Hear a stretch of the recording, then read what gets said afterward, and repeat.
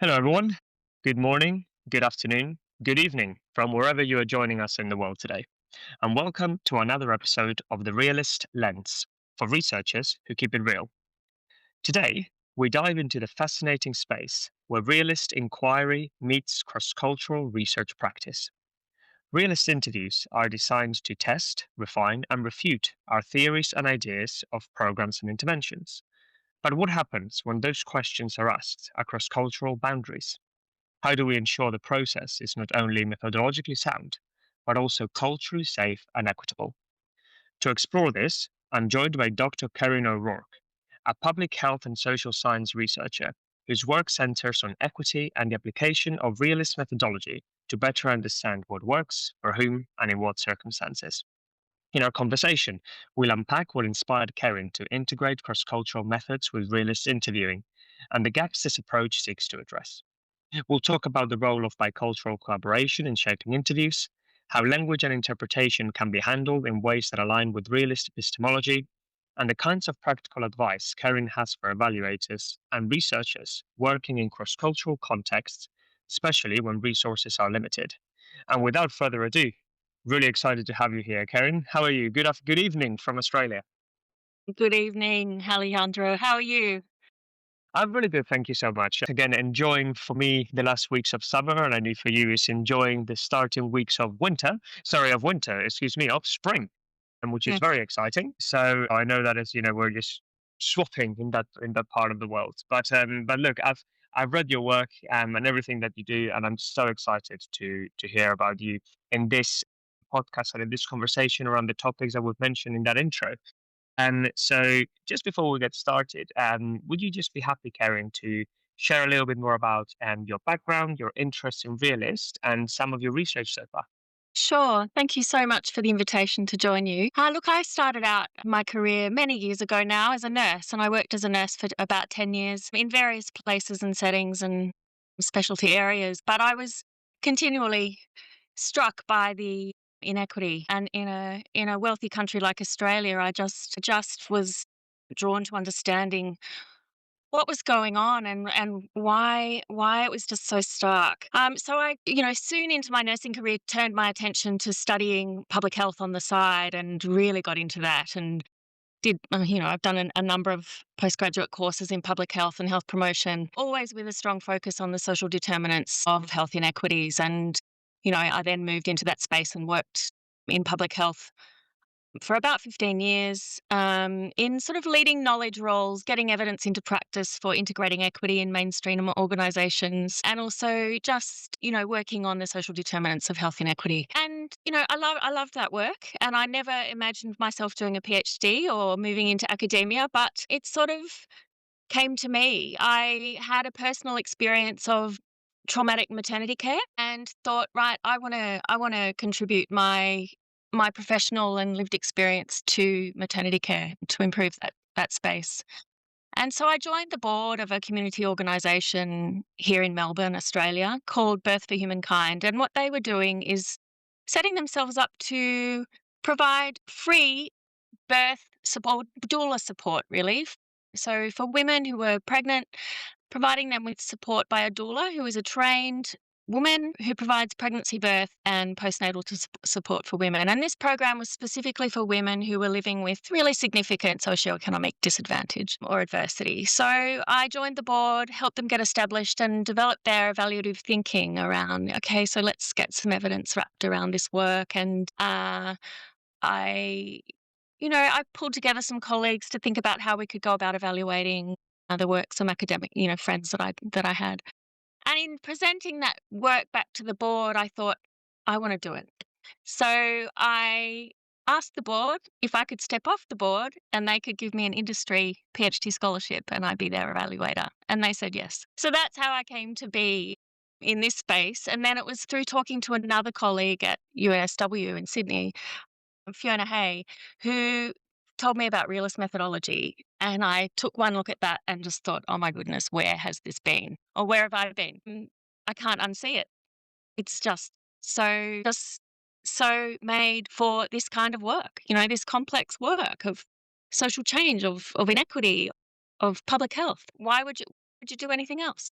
So, I through my PhD, I didn't have supervisors with realist expertise, and so I tapped Professor Jill Westhorpe, on the shoulder and asked if she would informally mentor me through my PhD, and she did that very generously. And we came to know each other. And in my final year, when I was trying to write up everything, Jill asked me to apply or invited me to apply for a job. And so I found myself working with Jill and writing up my PhD. And I've now been working in the team with Jill at Charles Darwin University for 3.5 years. I co-lead the team with Jill now, and it's great work. We do methodological work, development, and a bit of teaching, but also a lot of commissioned evaluation work. To date, I've really worked in the public health and social sector space. I'm currently evaluating health sector responses to domestic, family, and sexual violence in the Northern Territory of Australia, with a big focus on First Nations folk. So that, and I've done other cross-cultural work as well. So this is of great interest to me, this topic that we're discussing today. Um, how's that for an intro? I mean, I feel like we should have another podcast just to talk about all these other things that you've mentioned because it is absolutely fascinating. And I guess, first of all, thanks for sharing some of those experiences. And I know you mentioned some traumatic experiences in the past, which it is true. I guess that a lot of research is me search, and the experiences that you have sometimes guide as well some of your interests and the questions that you want to answer. And so, thanks for sharing that. And that little whistle stop tour into the conversation today around more cross-cultural interviewing and realist. And I completely agree that that realization just becomes so refreshing once you see something that appears so aligned to the complex worlds that we live in. And I guess from your perspective, seeing it from practice as well, that you've been there kind of in the front line, seeing how these things unfold essentially. And so that is fascinating. And of course, when it comes to the work and the methodological advancements that you're talking about, one of them, of many, has been this area of cross-cultural methods and realist interviews. Because, for those who have listened to episode 7 with Anna Manzano, we spoke around the realist interview and what that is, and some of the concepts of the realist interview, which are absolutely fascinating, and how it differentiates itself from a more traditional qualitative interview. But this specifically, now we're adding another layer of complexity, which again, very nice for realist, but also from the practical element, I'm so interested hearing about your experiences with that. So I guess that just initially, when it comes to this topic of realist interviewing and culture, what inspired you to explore the integration of cross-cultural methods with realist interviews? And what was the gap? What were you trying to address? So it was in my PhD project that I just mentioned, actually, evaluating this doula program that, I had some theories that I needed to test with clients of the program. And it was a very culturally diverse group of clients. And, I had a theory um, about the cultural responsiveness of the doula support. So it was really critical that I actually engage and speak with women from culturally diverse backgrounds because of their CMO investigation potential. But also I saw women's cultural backgrounds as program contexts, which have real effects on how the program would or wouldn't work, not only in relation to cultural responsiveness, but in relation to all of the theories that I was testing.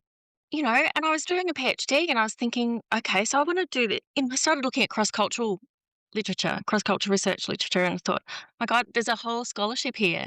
Much of it was about cultural safety and culturally safe practice. And I was like, yep, great. Okay. That was sort of more or less familiar to me because I'd been working with cross-culturally for a long time in health promotion and public health. So, its application in research was good. But of course that was a major ethical priority for my research. But also, I was learning about methodological coherence for the first time. And I was like, I think this might have implications for what I'm doing here in relation to cross cultural work. And I started looking around, and there'd really been very little written about or published, that is, about whether or not realist methodology was compatible with the existing cross-cultural research methodologies. And I knew my PhD needed to be methodologically coherent. So there was a bit of an imperative there. So I thought, okay, well, I need to find out whether these are compatible, and if they're not, then I need to make them so somehow. So I went about doing that. And there was sort of, I guess, some strategic sort of questions to answer and some pragmatic approaches to things that I had to take into account. But basically, I made a pragmatic decision with the commissioning organisation to limit my cross-cultural sample to women who spoke Arabic because they were the largest non-English speaking client group in the program. The program was fairly new, getting itself established, and it was sort of the early days of it sort of understanding how it worked and and it's, building its narrative around, communicating to the community how it worked. And I guess they wanted to know how it worked for most women, so the English speaking and then the Arabic speaking were the next group. However, we also talked about, groups that they felt weren't as engaged or that they weren't meeting the needs of. So, for example, they said there's something about this group. And I won't name them, but there's something about this other group that we know we're not hitting the mark with. We can't put our finger on why, but we don't have the resources to explore more than one group right now. So yeah, we made a pragmatic decision to choose the largest non-English speaking group. But of course, that's maybe we can touch on that again later in the resourcing section when we talk about resourcing. But yeah, that's sort of how we came to land on the group that I worked with. That is really interesting, Karen. Thank you for that.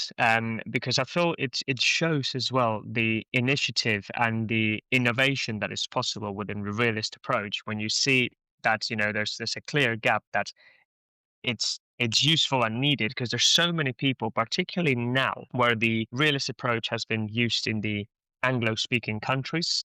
So of course the UK and Australia and the US and Canada, that even just within those countries, there's so much cross-cultural variation. We could be here all day speaking about that. But I know that Mm. even more now in different countries, languages, locations, realist is also coming into the surface. So actually having this research and this ideas and this comments into how to do it in a way that is equitable, safe, and within the realist approach, I think it's so useful. So again, thank you for starting this work because it's brilliant. Just for the people who haven't had the chance to read that specific paper, Karen, what was the program about? The one that you were evaluating. So you mentioned it was the program that had started with all these different groups. What was it specifically? Yeah, so it was the doula support program for women. So doula support is provided to pregnant women during pregnancy, birth, and postpartum. Supporting it's a type of social support for women um, that accompanies them through their journey, really, and then through childbirth and beyond.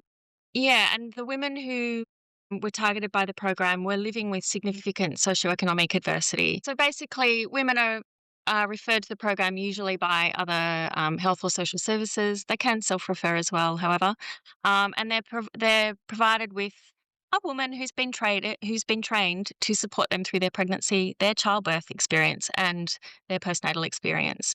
It's everything from emotional to practical to physical support. Yeah. Does that answer? Yeah, that certainly does. No, thank you so much. And I Good. guess that what's interesting around the program specifically that you were investigating in this case is that you're talking to quite vulnerable individuals in this process of transition in this process that it can be emotionally, physically challenging. And as you're saying, they're not included in other areas. So also socially, it could be quite challenging. So a lot of layers and a lot of complexity to support these individuals. And I guess that, as you mentioned as well, particularly maybe from different language, cultural customs that can then impact in how we go and then do that realist interview. Because if it was a realist interview, as you mentioned, through a standard procedure when we're asking these how and why questions. If you're in a vulnerable place, maybe the individual may feel slightly scared or slightly apprehensive to answer those questions. I guess that this is what Mm, the second question comes in to see in mm. this particular program with this particular population in this particular cultural context, how did you ensure that the how and why questions and this testing and refining on theory were both culturally safe and methodologically coherent? So, as I said, I limited my sample to one cultural group or language group, and I engaged a bicultural research colleague who, and just it was a total coincidence that we had a fantastic researcher in our school at the time, Dr. Nawal Abdulghani. Actually, she wasn't a doctor yet either. She was doing her PhD at the same time as me. But Nawal came on to the project as a co-investigator. I sought more funding for this work to fund Nawal to work with me, and she helped me develop an approach that was going to be culturally safe and methodologically coherent. Would you like me to go into that further, like what we did? Yeah. Yes, please. That'd be great. Yeah. Yeah. So, first of all, I was doing a lot of reading. I was a lot of reading cross-cultural research, which came out of anthropology, of course.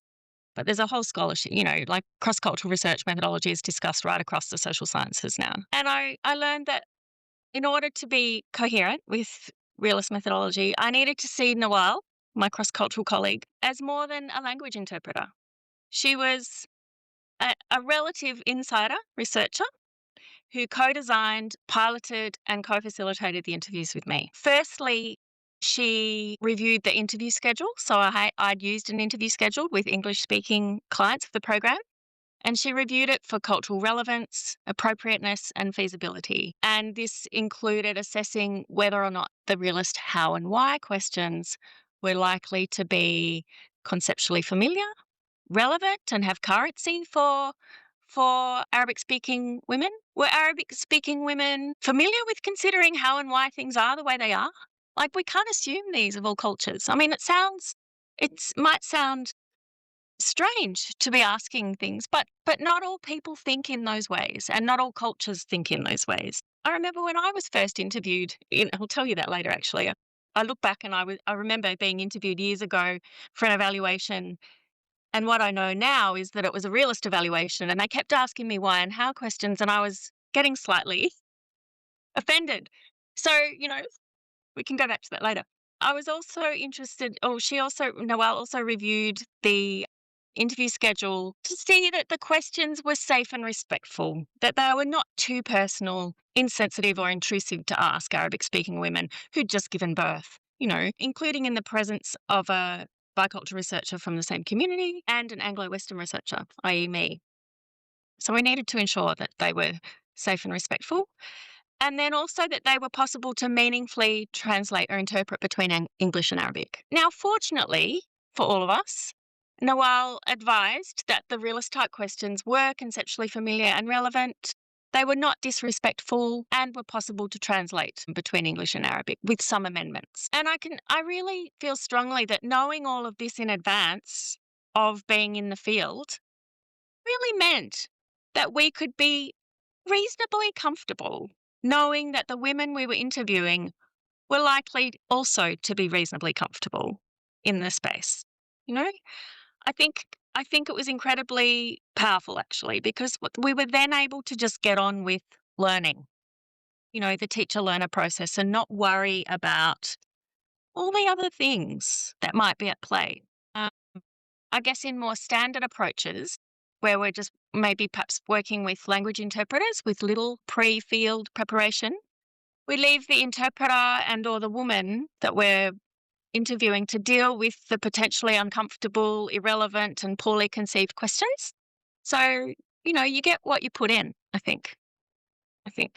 Kerryn, that is so interesting, particularly that point that you mentioned then at the end, because what you're saying there to the researcher going into the field, and by the way, this is not necessarily just specific of realists, but more generally as well, is that you're trying to free up your attention into what matters, and because your attention, if it's diverted into all so many different things, you're not going to be present in that moment because you're thinking about X, Y, Z, and maybe the quality of their questioning, the interview, and just the process really for the interviewer and the interviewee may be slightly hampered by that process. So actually hearing about you sharing the make sure that you do your prep work so your attention is as ready as possible. I thought that is so interesting. And you've gone through this process with your bicultural researcher, and you've gone through this collaboration, and you mentioned that most things were okay, and it could be translated, and it could happen. But by the end of that process, there were some changes and there were some adaptations. So, what were some of the biggest changes or adaptations that happened from that collaboration that you worked with your colleague, to ensure that the realist interview was culturally sound? We did need to make some minor changes to some questions. And one example I can remember was that I often say to people when I'm telling them what I'm doing, just to sort of support my questions, I might say something like, "We're trying to get inside your head a little to get to the reasoning or whatever." And we had to reframe this and say, "We're trying to understand your thoughts," because getting inside your head, my colleague said, wasn't quite appropriate in Arabic. So that's an example. There were a couple of other small examples, but they were minor. While I say this was really beneficial work, I didn't need to change much about what I'd already developed, if you get what I mean, for the English speaking clients. It was really just a process of ensuring that what we were doing was okay. What I learned a lot about through this process and what I really loved, and I remember my brain just soaking it up, was learning about language translation. Of course, I've come from health, which is largely positivist, and I've worked a lot with interpreters in a healthcare situation. But I've always seen this as working through or via an interpreter, and the interpreter is aiming to be accurate and objective. Whereas I came to learn that that's actually a really positivist view of language interpretation. And what was more in line with realist epistemology was the constructivist view of language interpretation, which was translation or interpretation is situated in time and culture, and that my bicultural research colleague, or, in the case of working with a language interpreter, were part of, they were co creators of the knowledge. We're not working through them. Language is not objective from a realist perspective. So I learned a lot about that, and that really enriched my understanding. I'm one of those terrible Australians that only speaks one language. Of course, you probably speak 100, don't you? Two, just the two. I mean, if I was 100, I would be Google Translate, I think. But the two at the moment, but hopefully more at some point. But but yeah, I had a very narrow view of what language translation or interpretation was, and it's really enriched my understanding and my appreciation of the work involved there, and that it's never objective. So yes, and that and there's a whole literature on honoring the role of the interpreter or the bicultural researcher and the role knowledge that they contribute to this co-creation process. Thanks, Karen, for that. That is so interesting. I'm not just being passive in the involvement of the bicultural researcher or the translator, or to ensure that our realist research is culturally sound, but also how epistemologically and even ontologically, and for those two words, remember with 30, we spoke around those two in episode 2, around on what is real and the nature of the world, and epistemology, the truth, and how we try and understand that reality. And from a cultural perspective, it's so interesting because even yourself, you've mentioned that you were getting asked this how and why conversations and feeling a little bit uncomfortable and closed off, like maybe like prodding. And actually, in a different culture, from the vulnerability of the people that you've spoken as well within your program, that could also be seen as something. And therefore, you may ask, oh, is it in fact that the realist interview and the question is not working? Or is it the fact that I haven't adapted it correctly and appropriately towards the needs of the population? And one of the beauty of realists is that this iterative process of adaptation to ensure that you can do that with all the different stakeholders, because you must have gone through so much changes of language translation interpretation, and you mentioned how we can reflect that realist epistemology and slightly more like deviating from that more external objective approach in that sense, which I find fascinating. Was there any other learnings beyond the ones that you've mentioned that you feel that could be useful for individuals who are working cross-culturally? Because I know, for instance, that there is quite a lot of work at the moment with individuals working. And so, for example, the work of Bryn Gilmore in Ireland, working a lot, for example, cross-culturally, or we have individuals working realist and Vienna, and all over the place. There's, as I say, it's like globally becoming so interesting. So, from that relationship specifically that you had, were there any other light bulb moments for you in that process, through of the learning and the interpretation of ensuring that the realist was cross-culturally relevant, the light bulb moments that you had? In the written translation of the interview guide, it focused on semantic equivalence. No, sorry, on conceptual equivalence rather than semantic equivalence, which was another new sort of learning for me. I didn't know about that before. And what I will say is that I found that conceptual equivalence was more consistent with realism than semantic equivalence. So semantic is about being precise about words and having one true reality, I suppose, in language translation, which is more consistent with positivism. However, we used conceptual equivalence, so just ensuring that the meaning was translated rather than the words themselves being translated. The thing is that that is very interesting because it seems, it's a small but important difference in a way when it comes to epistemologically. So that's why I think it's quite interesting that that difference. And then ontologically, I was assuming that language and culture were real. Yeah, yeah, mind independent. So fascinating, Karen.